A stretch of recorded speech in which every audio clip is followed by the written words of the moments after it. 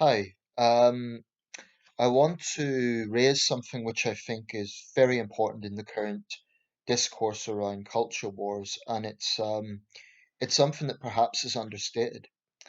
And the issue is really self-responsibility.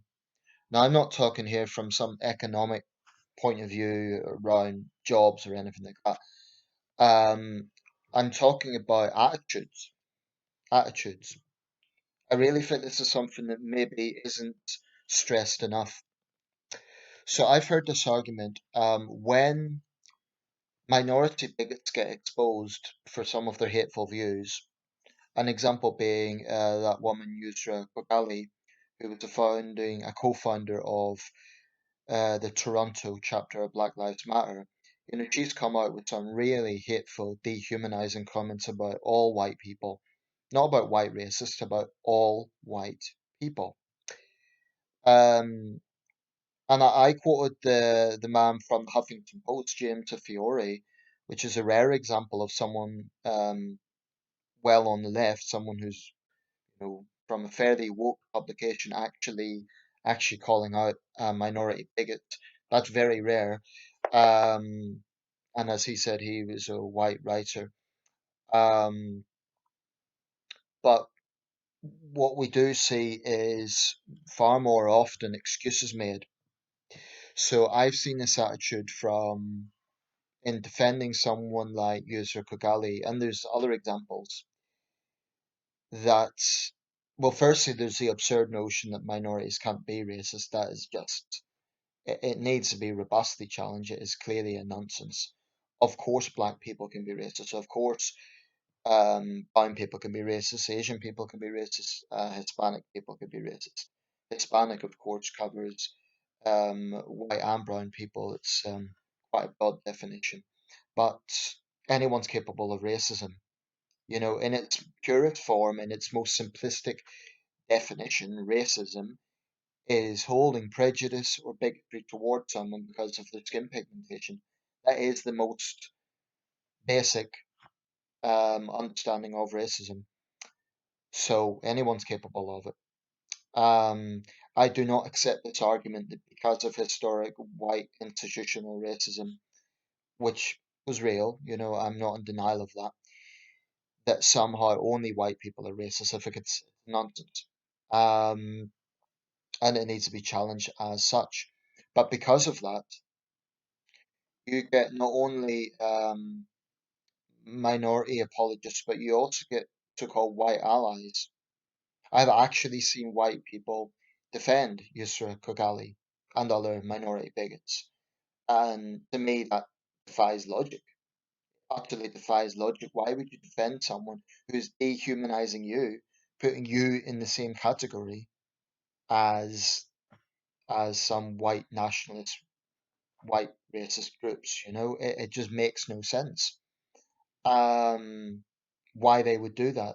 And the only explanation is it's extreme virtue signaling. I take a simple view on this, which is that everyone, every free thinking adult can maybe make an allowance for children because they're often influenced by adults, or maybe people living in totalitarian states where there's not kind of open public discourse. Not that in Western countries our situation is perfect. I do think that freedom of expression is under threat from the woke brigade, but in societies where we have information, access to knowledge, access to debate and discourse, there really, really is no excuse for someone holding animosity towards an entire group. There just isn't. And I would like to see a situation where there are far fewer excuses made for minority bigots. I am sick of this argument. Well, you can't criticize her demonizing all white people because as a minority woman, she's a victim, perpetual victim. No matter what she says, she is the victim. She's a woman of color. Spare me. I mean, that is particularly when the person who's coming out with this stuff should know better, when they're a supposed academic, as in the case of Priyamvada Gopal. And that's actually, to me, that concerns me more than some ignorant bigot living in a, to put it bluntly, a council estate, right? Um, who maybe has limited education, maybe, right? It's not an excuse, but I think it's worse with academics because they're in a position of influence, of influencing young minds. Some people have tried to downplay Yusra Kogali, but the point about her is she isn't just anyone. She is, a co-founder in a major North American city of Black Lives Matter. So we can assume, I think it's a fair assumption, that she is in an influential position. And if Black Lives Matter is silent about her, then as far as I'm concerned, they cannot complain about a negative image if they will not tackle the racists in their midst. Like I said in the previous video, if you support Black Lives Matter and you're silent about Yusra Kogali, don't complain. Just don't. Because if you know this is a problem, if you know what she has said and you're saying nothing, or you're even defending her, how can you honestly, with a straight face, say you're just out to oppose racism when you're actively defending one form of racism?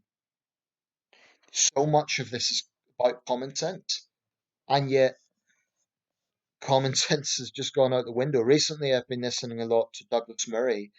He's got a new book out, which I don't have, but he talks a great deal of sense when it comes to the issue of identity politics. And I would certainly strongly suggest people look at some of the videos of his interviews on this.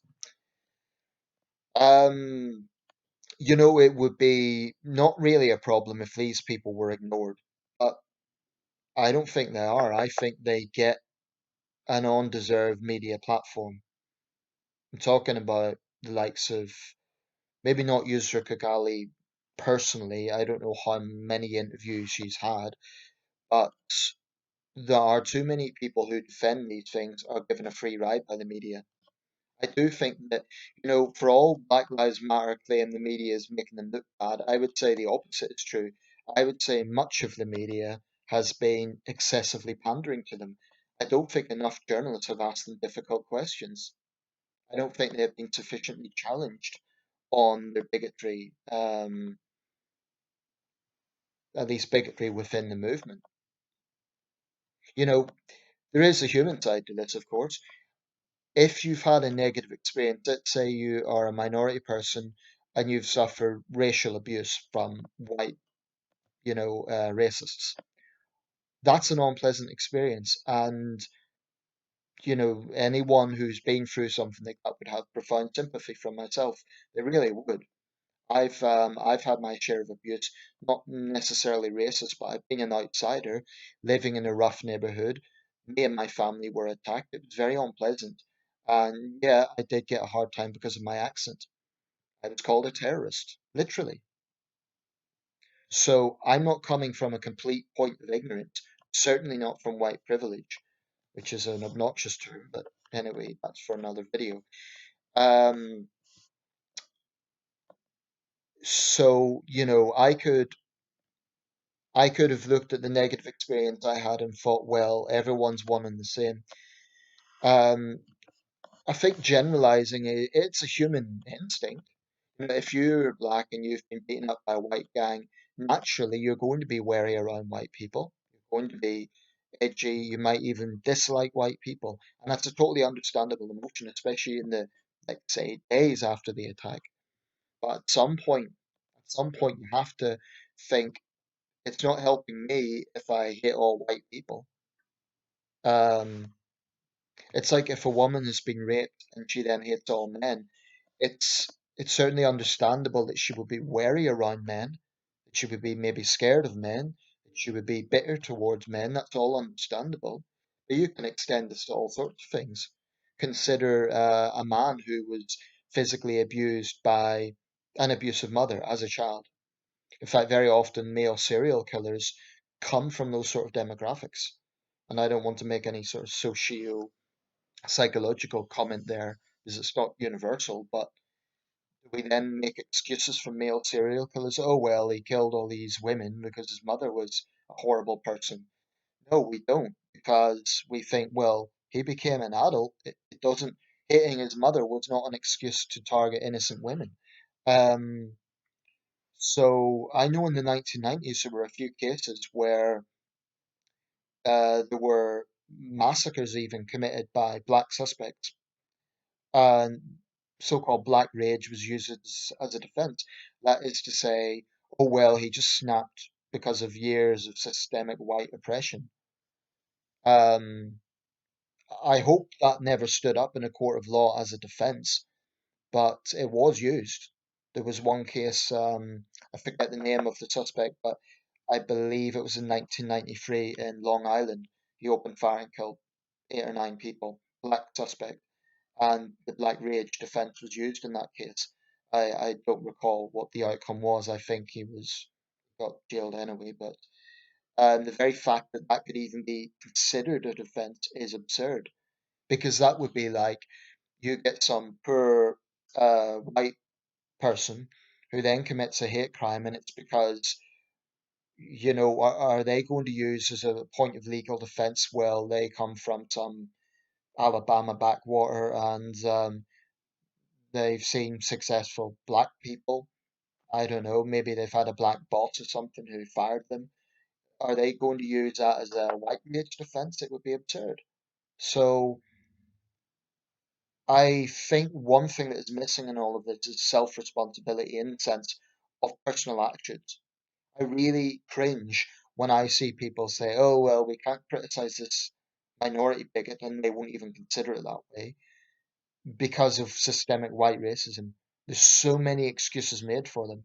So you get, let's say, a black woman, just as an example. She literally comes out and dehumanizes all white people.